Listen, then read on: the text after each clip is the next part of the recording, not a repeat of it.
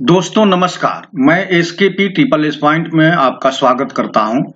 15 अक्टूबर 2022 को उत्तर प्रदेश सरकार द्वारा संचालित यूपी पीईटी की परीक्षा प्रदेश के कतिपय जनपदों में संपन्न हुई। 15 अक्टूबर 2022 को संपन्न हुई सेकेंड शिफ्ट के गणित का प्रश्न पत्र मैं यहाँ पर सॉल्व करूंगा और वो सॉल्वेशन भी आपको पूरा व्याख्या सहित मिलेगा। एक एक चीज को एक्सप्लेन करते हुए मैं इस वीडियो में आपको बताऊंगा कि क्वेश्चन को कितना जल्दी और कैसे समझ करके बहुत फास्ट आप सॉल्व कर सकते हैं। तो स्क्रीन पर आपको ये दिख रहा है। ये एक बात और ये है कि मैं किसी पेपर का सीरीज नहीं लिख पा रहा हूं, क्योंकि मैं अलग अलग जो लड़के व्हाट्सएप पर शेयर किए हुए हैं पेपर, उन्हीं क्वेश्चंस को मैं, जिसमें सबसे साफ सुथरा और सही आया है, उन क्वेश्चंस को मैं यहाँ पर सेलेक्ट किया हूं। तो इसलिए ये बता पाना मेरे लिए कठिन है कि ये किस सीरीज का किस क्रमांक का प्रश्न पत्र है। तो आप केवल क्वेश्चंस देखिए और क्वेश्चन के सॉल्यूशन किस प्रकार किए जा रहे हैं वो देखिए, आपका काम हो जाएगा। तो यहाँ पर देखिए, 5 महीनों के दौरान 5 कंपनियों द्वारा बेचे गए उत्पादों की संख्या यहाँ पर दिया है। PQRST ये कंपनी है और जनवरी, फरवरी, मार्च, अप्रैल, मई ये इनके द्वारा सामान बेचे गए हैं। ये उत्पन्न जो ये बेचे गए उत्पाद हैं उनकी संख्या यहाँ पर दी है।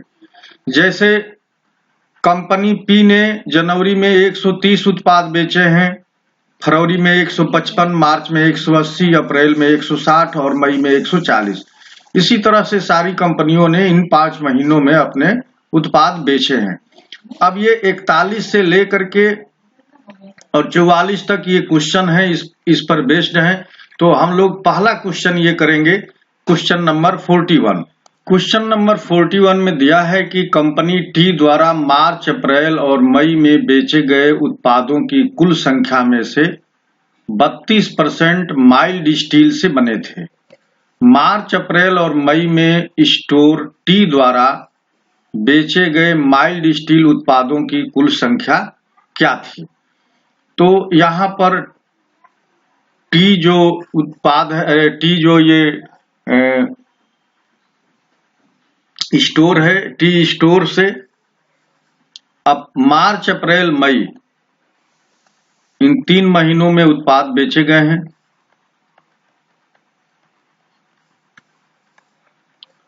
तो मार्च में टी में देखिए, मार्च में टी में 120 उत्पाद बेचे गए हैं, अप्रैल में 165 और मई में भी 165, और इन सबको जोड़ लेना है।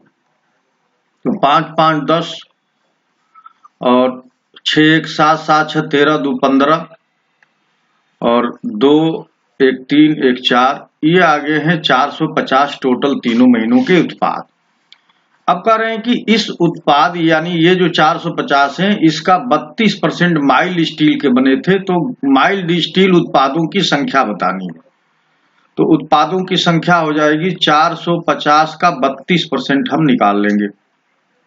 तो 32% माने 32/100 कि 1 0 से 1 0 काट देंगे, 5 दूनी 10 और 5 9 45 और 2 से ये 16 बार में कट गया, 16 9 44 से यानी 144। तो कुल उत्पाद जो माइल्ड स्टोन के थे उनकी संख्या 144 है, यानी ऑप्शन डी सही है।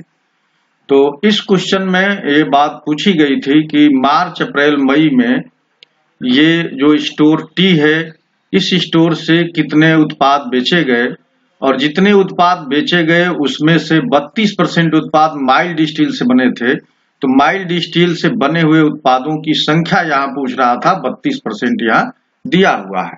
आइए अब नेक्स्ट क्वेश्चन करते हैं। क्वेश्चन नंबर 42 में दिया है कि फरवरी में कंपनी पी, एस और टी द्वारा बेचे गए उत्पादों की औसत संख्या कितनी थी। तो देखिए, फरवरी में पी का, एस का और टी का हमको वैल्यू जोड़ लेना है, यानी 155 ऐड करना है, 110 ऐड करना है और 90 ऐड करना है। तो 155, 110 और 90 ये हो गया 5, 5 1 6, 6 9 6 15 और 1 1 2 1 3, ये 355 आ गया। और औसत निकालना है तो औसत निकालने के लिए 3 से भाग दे देंगे। 3 एकम 3, 3 एकम 3, 2, 3 8 24, यानी 118 दशमलव समथिंग आएगा। तो ये ऑप्शन सी सही हो गया। तो देखिए यहाँ पर जो क्वेश्चंस में पूछा जा रहा है उन्हीं को आपको ऐड कर लेना है। तो इन तीनों का औसत पूछा जा रहा है, तो इन तीनों का औसत हम लोगों ने निकाल लिया। आइए नेक्स्ट क्वेश्चन कर।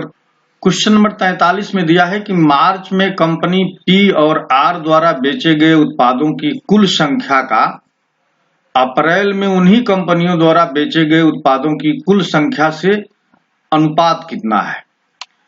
तो मार्च में और अप्रैल की बात की जा रही है, तो पी और आर उत्पाद की बात की जा रही है।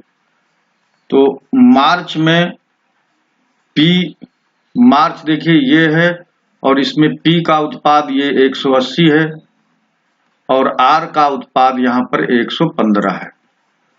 तो 180 और प्लस 115 यहाँ पर इन दोनों का टोटल हो जाएगा। तो ये मार्च का टोटल जोड़ेंगे तो ये 5 हो गया, 8 1 9 और 1 1 2 295। और अप्रैल से इनका रेशियो लेना है, तो अप्रैल में यही देखिए, ये अप्रैल में इसी कंपनी का तो 160 यहाँ पर है और 240 यहाँ है।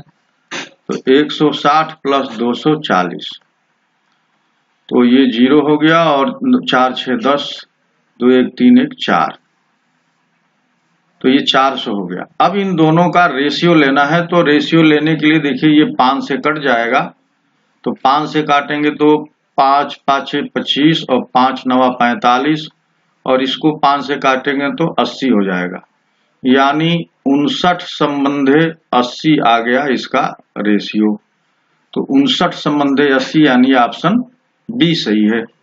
तो इस तरह से हम लोग रेशियो भी इसका निकाल लिए। चूंकि इन दोनों को ऐड करके रेशियो पूछ रहा है, तो दोनों को ऐड करके रेशियो निकाले। रेशियो निकालने का मतलब अनुपात निकालने के लिए कोई भी चीज कॉमन नहीं रहनी चाहिए, जो कॉमन है उसे हम लोग काट के बाहर कर देते हैं। आइए नेक्स्ट क्वेश्चन करते हैं। क्वेश्चन नंबर 44 में दिया है कि कंपनी एस द्वारा बेचे गए उत्पादों की संख्या में जनवरी से अप्रैल तक लगभग कितने प्रतिशत की वृद्धि हुई। तो एस की बात कर रहा है और एस का जनवरी और अप्रैल में क्या परिवर्तन आया। देखिए एस की बात हो रही है और एस में जनवरी, तो जनवरी में एस 85 है और यही अप्रैल में एस 140 हो गया। तो इसमें बढ़ोतरी हुई है, कितनी की हुई है। तो 140 में से 85 माइनस कर दिए तो 10 में से 5 गया 5 और 13 में से 8 गया 5, तो ये 55 की बढ़ोतरी हुई है। तो प्रतिशत निकालना है, तो 55 की बढ़ोतरी हुई है 85 पर, तो 100 पर कितना हो जाएगी, तो ये प्रतिशत दे देगा। देखिए ये 5 से काटेंगे तो 11 बार में, इसको काटेंगे तो 17 बार में, यानी 1100 बटा 17 हो गया। अब 1100 में 17 से भाग देंगे तो आपको उत्तर मिल जाएगा। तो 1100 में 17 का भाग देने पर ये आ जाएगा 64.70% लगभग। तो ये आंसर हो गया और ये ऑप्शन ए सही है।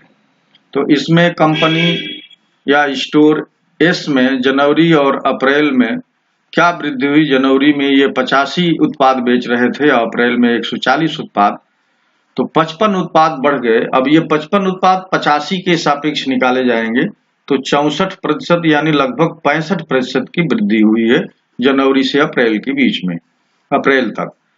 तो अब हम लोग नेक्स्ट क्वेश्चन करेंगे। क्वेश्चन नंबर 45 में दिया है कि कंपनी क्यू द्वारा जनवरी और मई में मिलाकर बेचे गए उत्पादों की कुल संख्या और समान महीनों में कंपनी आर द्वारा बेचे गए उत्पादों की कुल संख्या के बीच अंतर क्या है। तो देखिए हम लोग यहाँ पर खूब आराम से निकाल सकते हैं कि यहाँ जनवरी लिख लें और यहाँ मई लिख लें। तो Q ने जनवरी में कितने उत्पाद बेचे, Q ने, तो देखिए Q ने 80 उत्पाद बेचे और मई में इसने जो है 120 उत्पाद बेचे। तो 80 प्लस 120 ये हो गया 200 उत्पाद। और फिर आर की बात कर रहा है कि आर ने कितने बेचे, तो आर का भी देख लेंगे। आर इसी महीने में आर ने 155 बेचे और मई में ये 130 बेचे, तो ये जोड़ लेंगे 50 और 30 80 85 285 हो गया। और पूछ रहा है दोनों में डिफरेंस क्या है, तो इसको डिफरेंस निकाल लेंगे यानी अंतर। अंतर कितने का आ गया 85 का, तो 85 का अंतर है और ये ऑप्शन ए सही है। आइए नेक्स्ट क्वेश्चन करते हैं। क्वेश्चन नंबर 46 से 50 तक में यहाँ पर पाई चार्ट डायग्राम दिया गया है या पाई डायग्राम दिया गया है। यहाँ दिया गया पाई चार्ट एक विशेष वर्ष के दौरान विभिन्न क्षेत्रों पर विश्वविद्यालय के खर्च को दर्शाता है। चार्ट का ध्यानपूर्वक अध्ययन करें और नीचे दिए गए प्रश्नों के उत्तर दें। और यहाँ पर दिया है सभी मान डिग्री में दिए हैं, यानी यहाँ पर देखिए 80, 65, 52, 32, 35, 46 और 50 ये जितने मान हैं ये सब डिग्री में दिए हैं। और इन सबको जब आप जोड़ेंगे तो ये 360 के बराबर होगा, यानी ये चूंकि वृत्त है तो एक वृत्त 360 डिग्री का होता है, तो ये भी 360 के बराबर हो जाएगा, क्योंकि उसी वृत्त के ये पार्ट किए गए हैं, ये एंगल हैं अलग अलग। देखिए ये 46 डिग्री है और ये 50 डिग्री, तो सबको जोड़ने पर ये 360 डिग्री आ जाएगा। देखिए 5 2 7, 7 2 9, 9 5 14, 14 26, 20 के शून्य हासिल 2, 8 2 10, 10 16, 16 5 21, 21 और 3 24, 3 27 और 4 31, 31 5 36। देखिए 360 डिग्री हो गया। अब इस 360 डिग्री में इसे डिवाइड किया गया है अलग अलग मदों में, और ये मद हैं किसी विश्वविद्यालय के खर्च के मद। अब इन पर बेस्ड क्वेश्चन पूछे जा रहे हैं। देखिए शिक्षा पर 80 खर्च किया जा रहा है, यानी 360 में से 80 शिक्षा पर, अनुसंधान पर 65, खेल पर 52, पुस्तकालय पर 32, कार्यक्रम पर 35, हॉस्टल पर 46 और आधारभूत संरचना पर 50। अब हम लोग इस पर बेस्ड क्वेश्चन जो 46 से 50 तक पूछे गए हैं वो क्वेश्चन हम लोग सॉल्व करेंगे। तो क्वेश्चन नंबर 46 में दिया है कि कार्यक्रम की तुलना में अनुसंधान पर लगभग कितना प्रतिशत अधिक खर्च किया गया है। तो देखिए ये भले डिग्री में दिया गया है, तो जब डिग्री से हम लोग बात करेंगे तो आराम से वहां पर हम जोड़ सकते हैं, घटा सकते हैं, गुणा कर सकते हैं, कोई भी क्रिया हम कर सकते हैं, क्योंकि ये डिग्री से ही बात हो रही है। तो यहाँ कह रहा है कार्यक्रम में देखिए ये 35 है और बात हो रही है कि अनुसंधान पर, तो अनुसंधान पर 65 है। तो इन दोनों में देखिए कार्यक्रम की तुलना में अनुसंधान पर लगभग कितना प्रतिशत अधिक खर्च किया गया है। तो अधिक निकालने के लिए क्या करेंगे, 65 में से 35 माइनस कर देंगे, तो 30 अधिक खर्च किया गया है, तो प्रतिशत निकालना है। तो ये 30 अधिक खर्च है किस पर, 35 पर। 35 पर 30 अधिक हुआ है तो 65 हो गया। अब इसे प्रतिशत में निकालने के लिए 100 से गुणा कर देंगे। 5 6 के 30, 5 7 35, ये देखिए ये 600/7 हो गया, और 7 8 56, ये लगभग 86% के बराबर आ जाएगा। तो ये ऑप्शन ए सही हो गया। तो इसमें ये यही पर देखा, ये कार्यक्रम है, ये अनुसंधान पर खर्च है और ये कार्यक्रम पर खर्च है।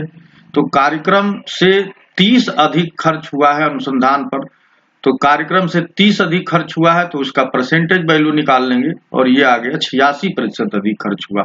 जो ये 30% है यही परसेंटेज में 86% के बराबर है। आइए नेक्स्ट क्वेश्चन करते हैं। क्वेश्चन नंबर 47 में दिया है कि छात्रावास पर कुल खर्च का लगभग कितना प्रतिशत खर्च किया जाता है।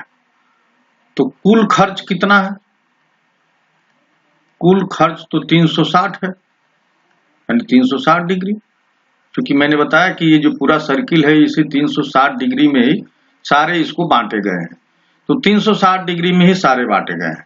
तो कुल खर्च इतना है। और छात्रावास पर कितना खर्च हुआ है, तो छात्रावास पर 46 खर्च हो रहा है, छात्रावास पर 46। तो 360 का 46 कितना प्रतिशत हुआ, तो 46, 360 में 46, तो 100 में कितना, तो ये हम लोग इसे निकाल सकते हैं।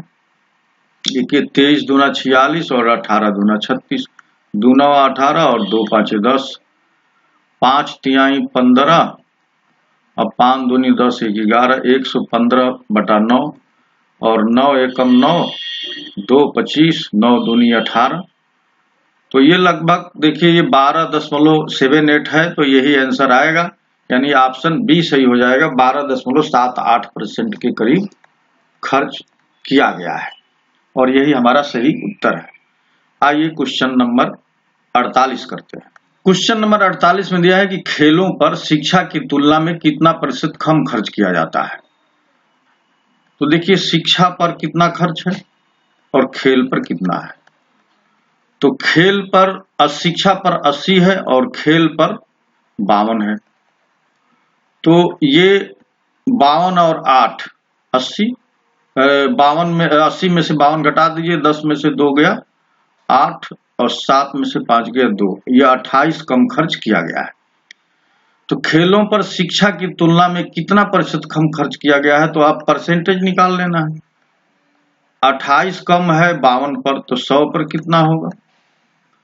तो ये 14 दूनी ये 13 चौक 52, ये कटेगा नहीं, तो आप 2 बार में तो काट ही सकते हैं, 4 बार में 4 सत्ते 28 और 13 चौके 52, और ये हो जाएगा 700, 700 बटा 13, और 700 बटा 13 को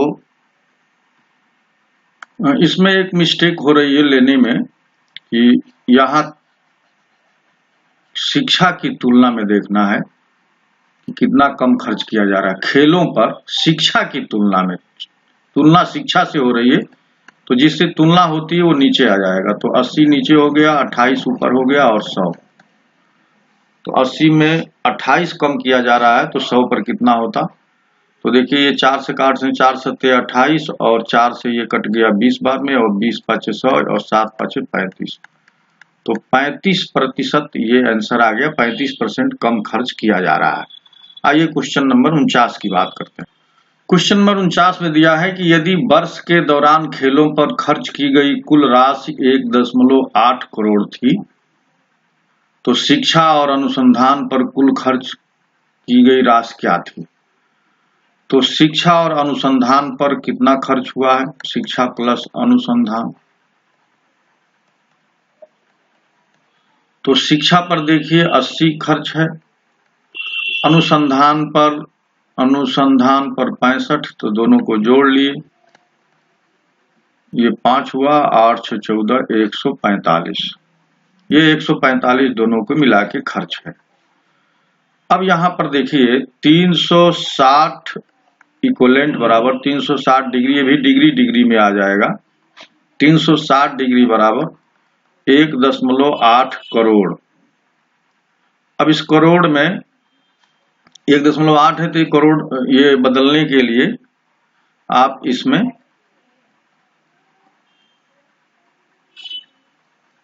ये गुणा कर दीजिए, 7 ठे 0 का, 3 3 3 2 5 6 7, ये करोड़ में, करोड़ से अब बदल गया। ये 1 करोड़ है, देखिए इकाई दहाई सैकड़ा हजार 10,000 लाख 10 लाख करोड़, तो इसमें हम 1 करोड़ से गुणा कर दिए। अब ये हो गया 360 बराबर, ये एक जीरो कैंसिल हो जाएगा 1 दशमलव से, और ये बच जाएंगे 6 जीरो, तो 6 जीरो यहां लिख दीजिए। तो 360 इक्विवेलेंट है इतना के, तो एक कितने के इक्विवेलेंट हो जाएगा, तो एक इक्विवेलेंट हो जाएगा 6 जीरो यहां बना लीजिए, और बटा में 360, कि 1 से 1 कट गया, 36 पाँचे 180 होता है, और 5 के पीछे इतना जीरो लगा देना, तो एक इक्विवेलेंट हो गया 50,000 के। और हम लोगों का आया है 145, तो 145 कितने के इक्विवेलेंट होगा, तो 145 गुणे 50,000, अब 5 का इसमें गुणा हो जाएगा, 4 जीरो 5 5 25, 5 चौकी 20 तो 22, 5 एकम 5 2 7, तो ये हो जाएगा 72,50,000, 72,50,000, 72,50,000, ये ऑप्शन बी सही हो गया। तो 72,50,000 ये टोटल शिक्षा और अनुसंधान पर मिलाकर खर्च हुआ। आइए अब नेक्स्ट क्वेश्चन करते हैं। क्वेश्चन नंबर 50 में दिया है कि यदि वर्ष के दौरान विभिन्न क्षेत्रों पर खर्च की गई कुल राशि, यहां पर देखिए ये दिया है 1,80,00,000 हो, तो आधारभूत संरचना पर खर्च की गई राशि छात्रावास पर खर्च की गई राशि से कितना अधिक है। तो छात्रावास और संरचना पर देखना है। यदि वर्ष के दौरान विभिन्न क्षेत्रों पर खर्च की गई कुल राशि इतना हो, तो आधारभूत संरचना पर खर्च की गई राशि छात्रावास पर खर्च की गई राशि से कितना अधिक है। तो आधारभूत संरचना पर 50 खर्च हो रही है और छात्रावास पर 46 खर्च हो रही है। तो 46 से ये 4 अधिक है, 46 से 4 अधिक है, यानी 4 डिग्री की वैल्यू हम लोगों को निकालना है। तो 360 डिग्री की वैल्यू आ गई है, यहां से 180 और 5 जीरो और बनाना है।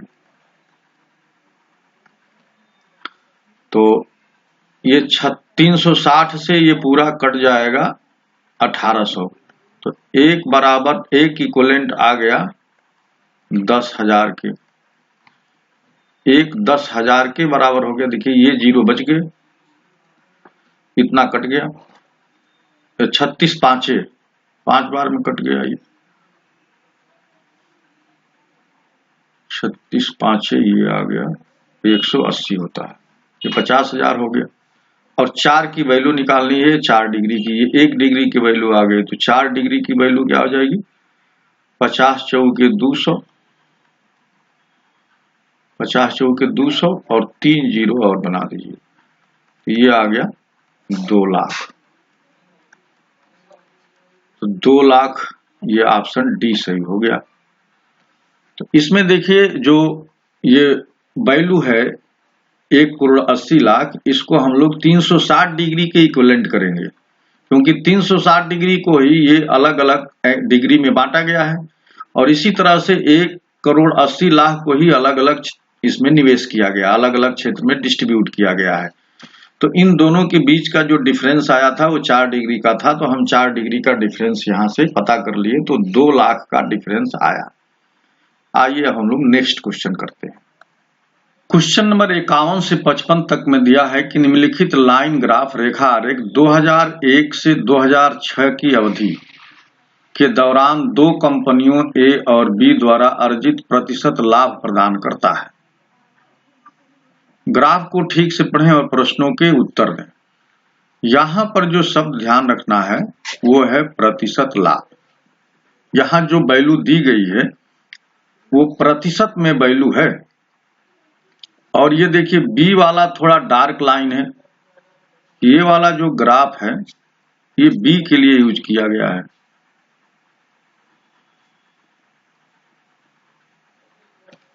और पतला वाला ए के लिए। तो ये ग्राफ बी के लिए यूज है और ये ऊपर वाला ए के लिए यूज है। तो ये जो थोड़ी डार्क और मोटी लाइन है वो बी के लिए, यानी 40-30 ये बी के लिए है, और 45-50-60 ये होते हुए ये ए के लिए है। और ये वैल्यू जितनी दी गई है वो सब प्रतिशत में दी गई है, यही बात आपको ध्यान रखना है। एक चीज और ध्यान रखना है, यहां खर्च का मतलब है व्यय, खर्च व्यय है, और इसी को हम लोग, इसको मैं प्रॉफिट लॉस से आपको जोड़ करके बताऊंगा तो आप जल्दी से समझ जाएंगे। खर्च का मतलब व्यय हुआ और व्यय का मतलब हुआ कास्ट प्राइस। आय का मतलब हुआ सेलिंग प्राइस यानी इनकम, और ये इनकम कैसे निकलती है, जब कास्ट प्राइस पर प्रॉफिट को ऐड कर दिया जाता है। कास्ट प्रॉफिट में प्रॉफिट ऐड कर देते हैं तो आपको सेलिंग प्राइस यानी आय निकलता है। तो आय बराबर क्या होगा, यहां आय बराबर खर्च धन लाभ। अब ये लाभ जो है यहाँ पर प्रतिशत में दिया हुआ है, तो इस बात को आपको समझते हुए क्वेश्चन के आंसर दिए जाने हैं। आइए इस पर क्वेश्चन नंबर 51 करते हैं। क्वेश्चन नंबर 51 में दिया है कि 2005 में दो कंपनियों ए और बी की आय क्रमशः 3:4 के अनुपात में थी। 2005 में उनके व्यय का क्रमशः अनुपात क्या था?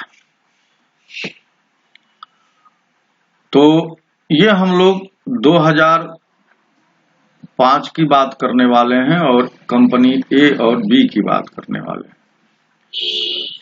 तो आय का अनुपात यहां पर दिया हुआ है, आय का अनुपात 3:4 है और व्यय का अनुपात हमको निकालना है। तो हम क्या करेंगे कि इसमें 100 का गुणा कर देंगे। क्यों करते हैं? तो कि हम आसानी से इसका प्रतिशत निकाल सकें। तो अब हमारी आय हो गई 300 और 400।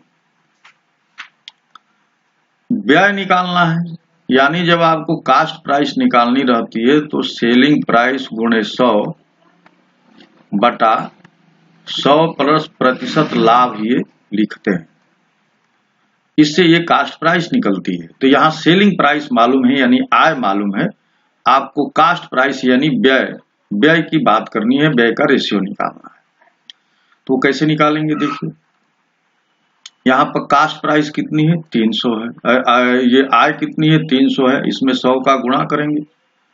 प्रॉफिट 2005 में कितना है? तो 2005 में ये देखिए डार्क वाली लाइन बी बताती है, तो और दूसरी वाली लाइन ये। तो यहाँ पर देखिए 70% लाभ हुआ है ए कंपनी को। तो 100 में 70 जोड़ देंगे यहाँ इस फार्मूले से, तो ये हो जाएगा 170 और रेशियो ये हो गया 400 गुणे 100 बटा में यहाँ पर देखिए 50, कंपनी बी द्वारा 50% का लाभ हुआ तो ये 150 हो गया। अब देखिए ये 100 से 100 कट गया, ये 2 जीरो से ये 2 जीरो कट गया, ये जीरो से ये जीरो कट गया। अब ये क्रॉस मल्टीप्लाई कर दीजिए।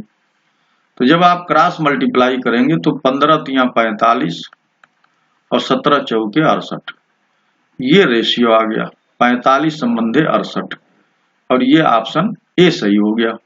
तो 45:68 इसका आंसर हो गया। तो आय हमारी 3:4 के अनुपात में थी, उसको हम लोगों ने गुणा करके रुपये में एक तरह से बदल लिया, फिर व्यय निकाल लिया और व्यय को निकालने के बाद इसे रेशियो में तब्दील कर दिया, कन्वर्ट कर दिया। तो ये 45:68 के रेशियो में बट गया। आइए नेक्स्ट क्वेश्चन करते हैं। क्वेश्चन नंबर 52 में दिया है कि यदि 2001 में कंपनी ए और कंपनी व्यय का व्यय समान है, यानी खर्च समान है, यानी कास्ट प्राइस सेम है था, और 2001 में दोनों कंपनियों की कुल आय 342 करोड़ थी, यानी ये सेलिंग प्राइस दे दिया 342 करोड़। तो 2001 में दोनों कंपनियों का कुल लाभ कितना था? यहां पर लाभ बताना है। तो लाभ हम कब बता पाएंगे? जब सेलिंग प्राइस में से कास्ट प्राइस निकाल देंगे।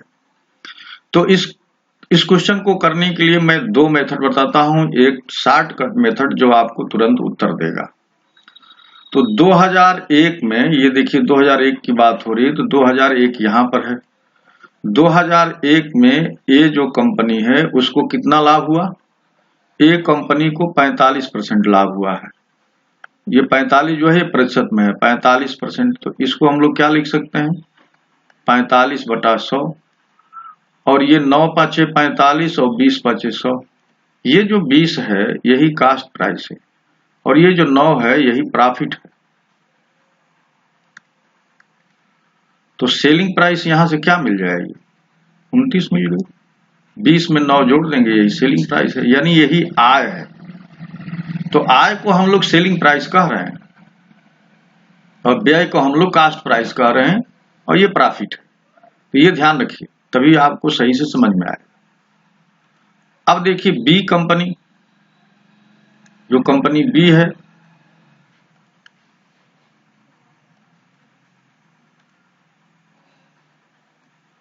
तो बी कंपनी का क्या है? 40% इसमें लाभ हुआ है। बी कंपनी 40%, 40% को 40/100 लिख लेंगे, एक जीरो काट दिए, ये आ गया 4/10।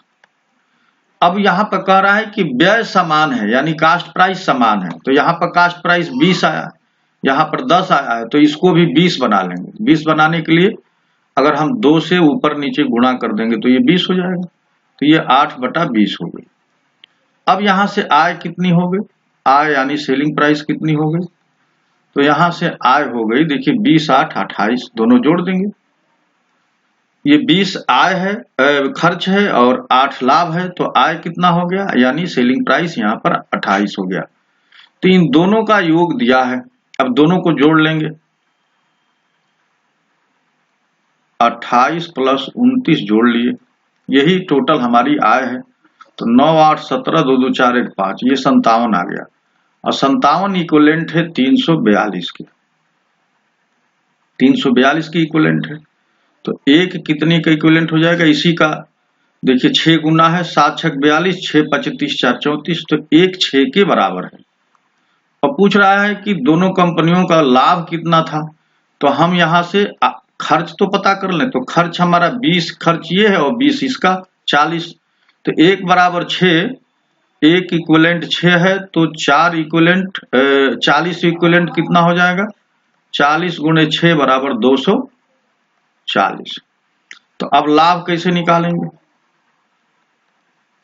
कुल आय 342, यानी कुल लाभ हुआ था, आय हुई थी 342 करोड़ की, और उसमें खर्च हुआ था 240, तो घटा दिए, तो ये देखिए 2 आ गया, 4 में से 4 गया 0, और 3 में से 2 गया 1, यानी 102 करोड़ का लाभ हुआ, यही इसका आंसर है। तो एक तो ये शॉर्टकट था, और मैंने आपको डिटेल से ये समझा दिया कि किस तरह से हम इसे समझते हुए कर सकते हैं, लेकिन एग्जाम में इतना बड़ा करते नहीं। और दूसरा आपको x मान करके करना पड़ेगा कि अगर हम व्यय को x मान लें तो उस x पर ये 45 और 40 का लाभ उसके बराबर होगा, तो फिर कैसे निकालते हैं वो भी मैं आपको समझा देता हूं। तो दो कंपनी है A और B, दोनों का जो व्यय है ये सेम है, इसको मान लीजिए x, आय दोनों का योग से मिला है, और ये लाभ प्रतिशत आपको मालूम है, यहाँ पर लाभ का प्रतिशत, तो A पर 45% का लाभ हुआ है और B में 40% का लाभ, तो 45% और 40%, तो आय कितनी हो जाएगी, तो देखिए x का 145%, तो x गुणे 145/100 धन यहाँ पर x गुणे 140/100, और ये दोनों मिलकर के 342 करोड़ के बराबर है, और यही आपका आय है। तो आय दोनों को मिलाकर A और B का मिलाकर 342 करोड़ है। अब देखिए 145 और 140 जोड़ेंगे तो ये कितना हो जाएगा, 5 ये आ गया, ये हो गया 5 और 4 4 8 और 1 1 2, 285 x बराबर 342 गुणे 100, तो x बराबर आपको मिल जाएगा 342 गुणे 100 बटा में 285, यहां से x मिल जाएगा 120। अब चूंकि एक का x 120 आ गया तो दोनों का 240, तो कुल व्यय कितना आ गया, व्यय हो जाएगा 240, आय कितनी थी 342, लाभ निकालने के लिए इनको घटा देंगे तो ये आ जाएगा 102 करोड़। तो यहां से x की वैल्यू निकल आएगी और x की वैल्यू का डबल करके ये व्यय हो गया, और आय जो हमारी 342 करोड़ है उसमें से इसको माइनस कर देंगे, तो हमारा आंसर आ गया। क्वेश्चन नंबर 53 में दिया है कि 2003 में कंपनी A का व्यय 200 करोड़ है, यानी एक तरह से ये कास्ट प्राइस दे दिया था, और 2003 में कंपनी A की आय, 2003 में कंपनी A की जो आय थी वो 2006 में उसके खर्च के समान थी, तो जो 2003 में आय है वही 2006 में खर्च के बराबर है। तो 2006 में कंपनी ए की आय क्या थी ये निकालना है। तो हम लोगों को देखिए व्यय पता है 2003 में, ए का व्यय पता है, यानी कास्ट प्राइस पता है 200 करोड़ और प्रॉफिट पता है। तो 2003 में प्रॉफिट कितना है ए का, तो ये ऊपर वाला ए है। तो 2003 में ए का प्रॉफिट है 60%, तो ये 60% प्रॉफिट है। तो आय इसकी कितनी हो गई, 200 का 160%, ये दोनों घटा देंगे तो ये हो जाएगा 320 करोड़। तो आय आ गई 320 करोड़, 16 दूना 32। अब ये जो 320 करोड़ है ये 2006 में ये आय है, खर्च है। 2006 के लिए ये कास्ट प्राइस है, 2006 के लिए यही कास्ट प्राइस है, यानी यही व्यय है, यानी यही खर्च है। तो जब ये खर्च दे दिया तो अब इस पर आय पूछ रहा है कि आय कितनी होगी। तो आय मतलब, आय का मतलब सेलिंग प्राइस। तो 320 का 2006 में ए का, तो 2006 में ए का जो ग्राफ है वो 45%, तो 45% ए का निकाल लेंगे। 320 का 45% यानी 145 बटा 100, ये कट गया 1 से। 2 5 10 और 16 दूना 32। देखिए ये 5 दूनी 10 और 5 नवा 45, तो 16 गुणे 29 आ गया। 16 नवा 44 से 4 हासिल 14, 16 दूना 32 और 14 तो 4 दू 6 और 3 1 4, तो ये आ गया 464 करोड़। तो 2006 में जो आय थी वो आ गई 464 करोड़। तो 2003 से जो हमको आय मिली वो 2006 के लिए खर्च हो गई। अब 2006 के लिए जो खर्च हुआ उस पर हमको 145% जब ले लेंगे तो हमको मिल जाएगा 2006 में ए की आय। आइए नेक्स्ट क्वेश्चन करते हैं। क्वेश्चन नंबर 54 में दिया है कि यदि 2005 में दो कंपनियों की आय समान थी, 2005 में कंपनी ए के व्यय का कंपनी बी के व्यय से क्या अनुपात था। तो यहां पर देखिए ए और बी लिख लेते हैं। तो ये 2005 की ही बात हो रही है। तो 2005 में जो आय है इनको कह रहा है कि ये समान थी, तो हम एक से एक मान लेते हैं, ए की भी और बी की भी लिखा। दो कंपनियों की आय समान थी, 2005 में कंपनी ए का व्यय का कंपनी बी की व्यय से क्या अनुपात था। तो यहां पर आय समान यहां पर लिख दिया है, तो व्यय निकालना है। व्यय कैसे निकलेगा, यानी सेलिंग प्राइस कैसे निकलती है, कास्ट प्राइस। तो सेलिंग प्राइस दिया है तो 100, सेलिंग प्राइस गुणे 100 बटा में जो प्रॉफिट होता है। तो 2005 में ए को 70% और बी को 50%, ये ए है और ये बी है। तो ए को 170 हो जाएगा और बी के लिए हो जाएगा एसपी गुणे 100 बटा में 150।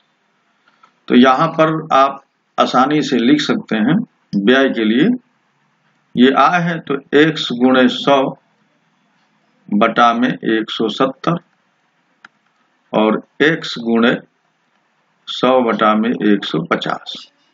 ये सब ऊपर वाला देखिए कट जाएगा, ये 1 0 से ये 1 0 कट गया, ये क्रॉस मल्टीप्लाई कर देंगे तो ये 15 संबंधित 17 इसका रेशियो आ गया। तो ये ऑप्शन बी सही हो गया, 15 संबंधित 17 इसका रेशियो आ गया। यही समझ करके ही करना है। आप देख रहे हैं कि बहुत डिफिकल्ट नहीं है, आसानी से हम लोग इसको करते जा रहे हैं। आइए नेक्स्ट क्वेश्चन करते हैं। क्वेश्चन नंबर 55 में दिया है कि 2002 में कंपनी व्यय बी का कुल व्यय 200 करोड़ था, तो आय कितनी थी, आय यानी सेलिंग प्राइस। यानी आय, और कास्ट प्राइस दिया है तो 200 गुणे 2002 की बात हो रही है और कंपनी बी की बात हो रही है, तो बी ये गाढ़ा वाला है यानी 30%, तो 130 बटा 100, 2 जीरो से 2 जीरो कट गया, 13 दूना 26 यानी 260 करोड़ इनकी आय हो गई। तो 260 करोड़ यानी सी ऑप्शन सही है, सी ऑप्शन सही हो गया। आइए नेक्स्ट क्वेश्चन करते हैं। क्वेश्चन नंबर 85 में देखिए दिया है, दिए गए भिन्नों में से बड़ा भिन्न कौन सा है। तो यहाँ पर देखिए ये 4/9 है, 5/7 है, 11/13 है और 13/17 है। तो यहाँ पर अंश और हर में अंतर 5 का है, यहाँ पर 2 का है, यहाँ पर भी 2 का है और यहाँ पर 4 का है। इन दोनों में अंश और हर का अंतर 2 का है। तो जब अंश और हर का अंतर सेम हो और ये प्रॉपर भिन्न हो, उचित भिन्न हो, उचित भिन्न वो होती है जिसका अंश छोटा और हर बड़ा होता है। तो ऐसी स्थिति में जिस भिन्न का मान सबसे बड़ा होता है, अंश और हर बड़ा होता है, वो बड़ी भिन्न हो जाती है। तो इन दोनों में 11/13 बड़ी हो गई। अब 4/9 और 13/17 के बीच फैसला होना है, यानी अब इन तीन भिन्नों में फैसला होना है। तो हम लोग क्रॉस प्रोडक्ट मेथड लगाएंगे। क्रॉस प्रोडक्ट मेथड ये कहता है कि अगर a बाई बी कोई भिन्न है और दूसरी c बाई डी भिन्न है, तो इनको हम लोग क्रॉस प्रोडक्ट करते हैं, यानी क्रॉस कर देते हैं। तो इसमें पहले गुणा इसमें करते हैं, तो ये AD हो गया और ये BC हो गया। अब अगर AD बड़ा है तो ये भिन्न बड़ी हो जाती है, अगर BC बड़ा है, मान लीजिए BC AD से बड़ा है, तो ये भिन्न बड़ी हो जाती है, और दोनों बराबर है तो दोनों भिन्न बराबर हो जाते हैं। तो अब यहां हम लोग पहले यहां पर क्रॉस प्रोडक्ट लगाएंगे, तो ये 13 चौका 52, 11 नवा 99, तो ये बड़ा हो गया, ये बड़ा हो गया, इसका मतलब ये बड़ी भिन्न हो गई, यानी 4/9 से 11/13 बड़ा हो गया। अब इनके बीच हम क्रॉस प्रोडक्ट लगा देते हैं, इनके बीच। तो देखिए 17 और 11 का जब हम गुणा करेंगे तो ये हो जाएगा 17 एकम 17 और 17 एकम 17 एक 18, 187, और 13 का गुणा करेंगे तो 169। इसका मतलब कि ये वाला ये बड़ा है तो ये भिन्न बड़ी हो गई।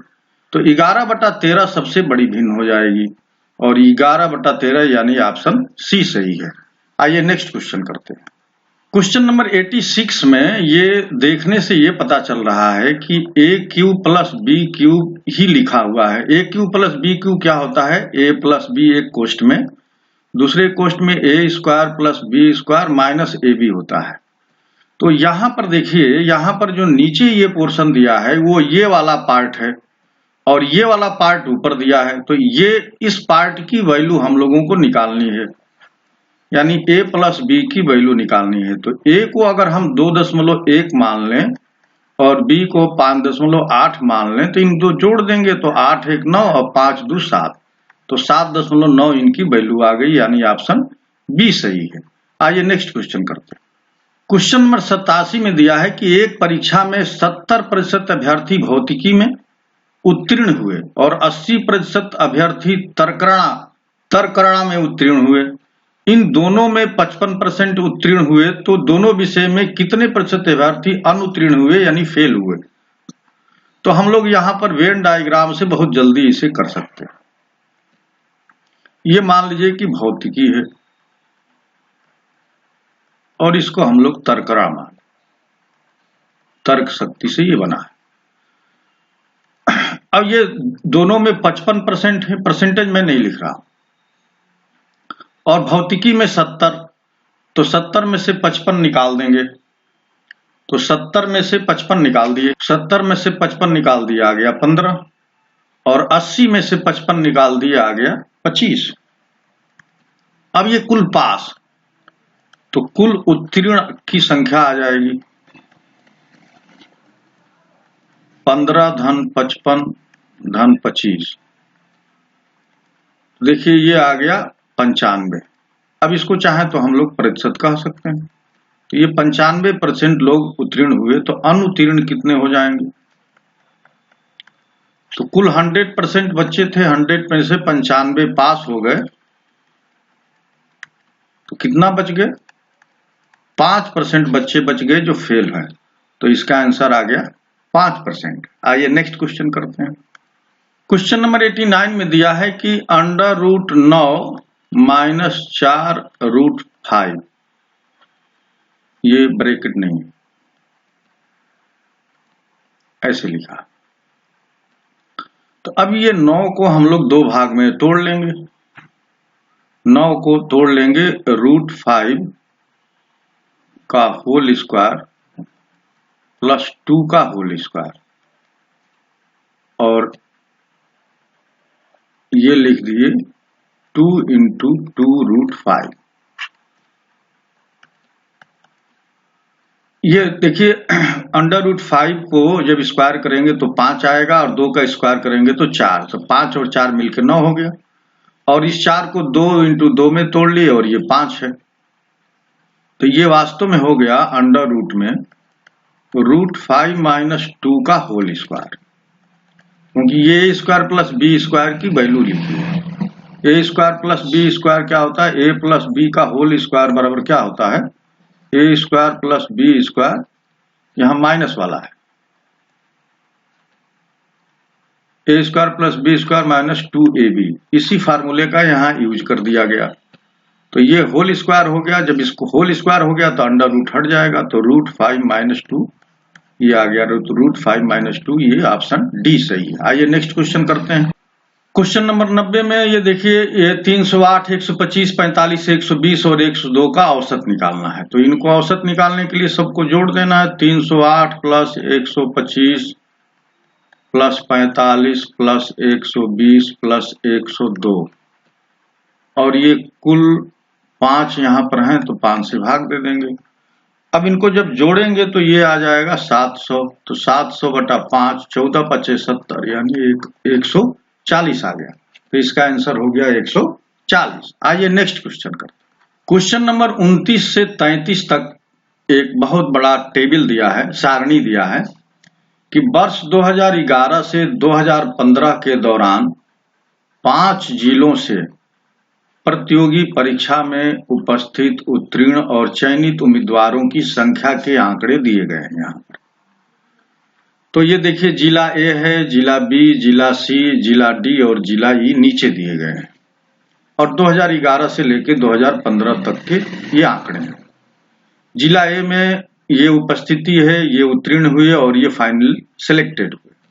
अब इन पर बेस्ड क्वेश्चन क्या पूछा गया है, आइए हम लोग करते हैं। देखिए, क्वेश्चन नंबर 29 में दिया है कि किस जिले के लिए विगत वर्षों में चयनित उम्मीदवारों की औसत संख्या न्यूनतम है? किस जिले में? तो चयनित का मतलब या औसत निकालना है। तो ए में, बी में, सी में, डी में और ई में, ये औसत की बात हो रही है। तो ए में देखिए, ये जो चयनित हैं 94, 48, 82, 90 और 70, इन सबको ऐड करना पड़ेगा। तो इनको ऐड करने पर ये आ गया है 384। तो 384 में 5 से भाग देंगे तो हमको मिलेगा औसत। तो ये औसत मिल जाएगा 76.8। ऐसा हम बी के लिए करेंगे। तो बी का जो योग आया है, बी चूंकि ऑप्शन में नहीं है तो बी के लिए नहीं करते हैं। सी के लिए करेंगे तो सी का जो योग आया है वो 361 आ गया, और इसमें भी 5 का भाग देंगे तो आपको औसत मिलेगा 72.2। और यही काम डी के लिए करेंगे तो डी का योग आ गया है 364, और 5 से भाग देंगे तो यहां मिलेगा 72.8। और ई के लिए, ई का योग आ गया 340, और 340 में 5 का भाग देंगे तो हमको मिलेगा 68। तो 68 सबसे कम है। तो यहां पर देखिए, भाग देने की भी जरूरत नहीं है। अगर हम जोड़ लेते और योग जिसका कम होता, चूंकि भाग सेम संख्या से देनी है, तो योग जिसका कम होता वही इसका आंसर हो जाता। तो जिला ई में सबसे कम लोग चयनित हुए हैं, ये बात यहां बतानी थी। औसत बताना था कि औसत कितना चयनित हुए। क्वेश्चन नंबर 30 में दिया है कि जिला सी से चयनित उम्मीदवारों का प्रतिशत जिला सी से उत्तीर्ण उम्मीदवारों की तुलना में किस वर्ष में सबसे अधिक है। जिला सी में, यानी सी में यह देखना है उत्तीर्ण क्या और चयनितों का प्रतिशत देखना है। तो 2000 देखिए यहां 13, 11 और 12 दिया है, तो हमको 13, 11 और 12 की बात करनी है। तो 2013 में देखिए 2013 में 400 में से 48, तो 48/400 गुणे 100, तो ये कट गया, 4 एकम 4, 4 दूना 8, तो ये 12%। इसी तरह से 2011 में देख लेते हैं कि प्रतिशत क्या है। तो 2011 में ये 720/78, तो 78/720 गुणे 100। तो अब देखिए ये एक जीरो से एक जीरो काट देंगे और ये 8 7 15 और 7 दूना 3 से कट जाएगा, तो 3 दूना 6, 3 छके 18 और 24 तिया 72, और ये फिर 2 बार 2 से कट जाएगा, तो 13 दूना 26 और 12 दूना 24, तो ये हो गया 130/12, और 130/12 ये लगभग 10% के बराबर आ गया। और 2012 का हम लोग ऐसे ही निकाल लेते हैं। तो 2012 में 85/620 गुणे 100, एक जीरो से एक जीरो काट दिए और ये 2 से कट जाएगा, ये 2 3 6, 2 एकम 2 और 2 5 10, तो ये हो गया 5 5 25, 5 8 40, 2 42 और ये 31। तो इसमें जब हम लोग डिवाइड करेंगे तो ये आ गया लगभग 13.7%। इसमें पूछ रहा था कि किस वर्ष में सबसे अधिक है, तो हम ये कह सकते हैं कि 2012 में ये सबसे अधिक इसकी वैल्यू है, तो इसका आंसर हो गया 2012। तो 2012 में ये सबसे अधिक इसकी वैल्यू है। आइए क्वेश्चन नंबर 31 करते हैं। क्वेश्चन नंबर 30 में दिया है कि जिला डी से उत्तीर्ण उम्मीदवारों का प्रतिशत जिला डी में उपस्थित उम्मीदवारों की तुलना में किस वर्ष सबसे कम है। अब डी की बात हो रही है और इसमें उपस्थित और उत्तीर्ण की बात हो रही है। यहाँ पर 14, 12, 13 दिया है। यहाँ भी हम लोगों को वही काम करना है कि ये देख लेना है। एक तो आप ऑब्जर्वेशन से देख सकते हैं कि कहाँ पर ये वैल्यू आपको सबसे कम, देखिए 8200 में 680 हैं उत्तीर्ण, यहाँ 6800 में 600 हैं और 6500 में 525 हैं, 7800 में 720 हैं और 5700 में 485 हैं। तो यहाँ पर जो डिफरेंस मिलेगा आपको, उससे भी आप आंसर तक पहुंच सकते हैं। तो यहाँ जो 2003 है, देखिए ये 6500 में 525 और बाकी में ठीक ठाक इनकी वैल्यू दिख रही है। ये 5700 में ही 485 लगभग 5 के बराबर है। तो 2013 में सबसे कम वैल्यू जो है यहाँ पर हमको परसेंटेज में दिख रही है। तो एक तरीका यह है कि हम सबकी परसेंटेज वैल्यू निकाल लें कि 2011 में क्या है। तो 2011 में देखिए 680 बटा में 8200 गुणे 100, ये 2 जीरो काट देंगे तो आपको 680 बटा 82 और यहाँ पर आप भाग देंगे 680 बटा 82 से, तो ये आ जाएगा 8.29। फिर 2012 में इसी तरह से करिए तो 2012 में 600 बटा 6800 और गुणे 100, ये 2 जीरो फिर यहाँ हमने काट दिया, तो 600 में अब आपको 68 से भाग देना है, तो ये आ जाएगा 8.82%, ये सब आ रहा है। इसी तरह से 2013 की बात करिए तो 2013 में 525 बटा में 6500 गुणे 100, तो ये 2 जीरो कट गया। अब 525 में 65 का भाग देना है, तो ये आपको मिलेगा 525 में 65 से भाग देंगे तो 8.07 मिल गया। और इसी तरह से 2014 की बात करें तो 2014 में 720 बटा 7800 गुणे 100, तो ये देखिए 720 में 78 का भाग देंगे, ये मिल जाएगा 9.23। और 2015 की बात करें तो 2015 में 485 बटा 5700 गुणे 100, ये 2 जीरो कट गया, तो यहां से आपको मिल जाएगा 485 बटा 5700 में 8.50। तो आप यहाँ देख सकते हैं कि सबसे कम वैल्यू जो है 8.07 की है, उससे सबकी वैल्यू ज्यादा है। तो 2013 इसमें विकल्प है, तो 2013 में सबसे कम वैल्यू थी, यानी उनका परसेंटेज जो है तुलना में सबसे कम है। तो ये थोड़ा सा लेंदी प्रोसेस होता है, इसमें आप बाई ऑब्जर्वेशन जल्दी से उत्तर तक पहुंच सकते हैं। आइए क्वेश्चन नंबर 32 करते हैं। 2032 में दिया है कि वर्ष 2011 में किस जिले में उपस्थित उम्मीदवारों की तुलना में चयनित उम्मीदवारों का प्रतिशत सबसे अधिक था। ये 2011 की बात कर रहे हैं, उपस्थित और चयनित। तो देखिए यहाँ 8000 है, 8000 में से 94 है। जिला बी में 7800 में से 82 है, और जिला सी में 7500 में से 78 है। और यहाँ पर देखिए ए, ई और सी दिया है, बी की बातें नहीं किया है। फिर डी में देखिए 8200 में से 85 है,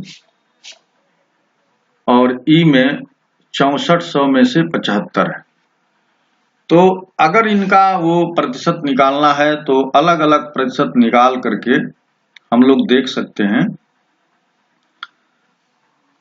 तो ए में देखिए, ए में जो प्रतिशत आ जाएगा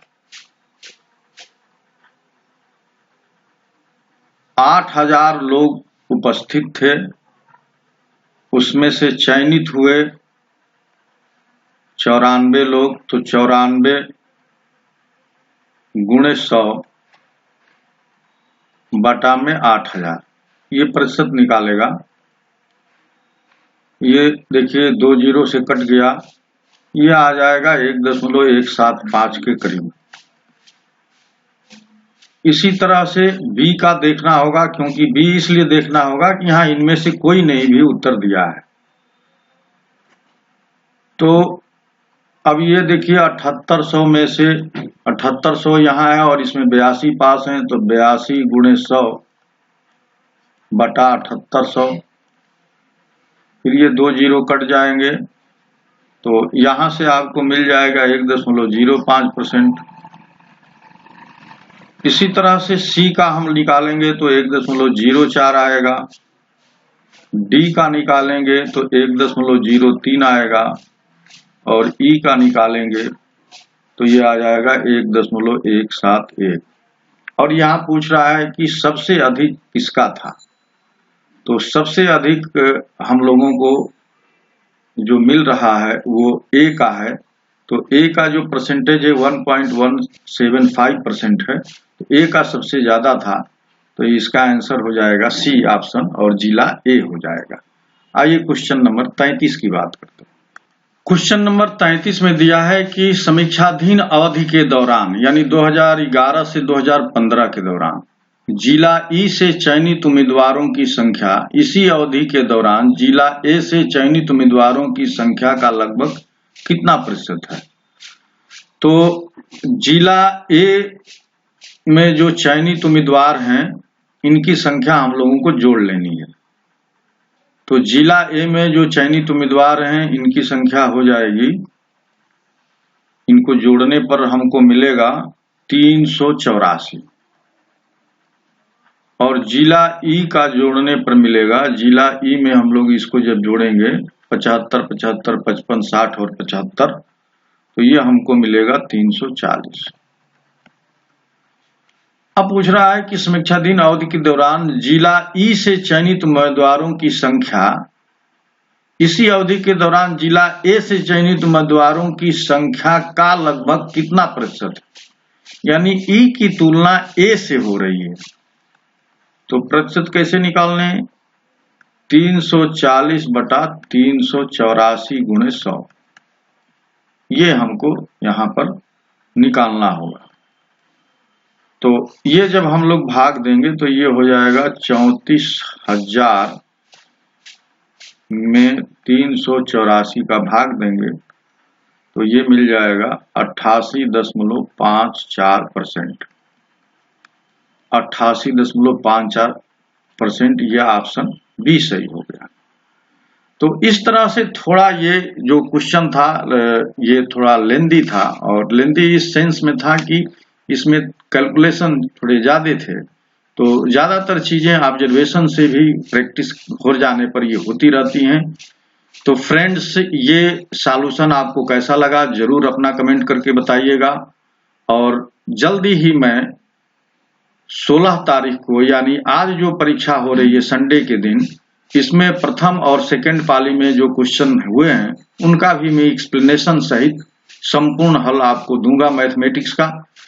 तो इस वीडियो पर जरूर अपना कमेंट दीजिएगा, और अभी तक मेरा चैनल आपने सब्सक्राइब नहीं किया है तो प्लीज सब्सक्राइब कर लीजिए। बेल आइकन को भी टच करिए ताकि आपको समय से इसका बेनिफिट मिल सके। वीडियो देखने के लिए आप सभी को बहुत बहुत धन्यवाद। नमस्कार।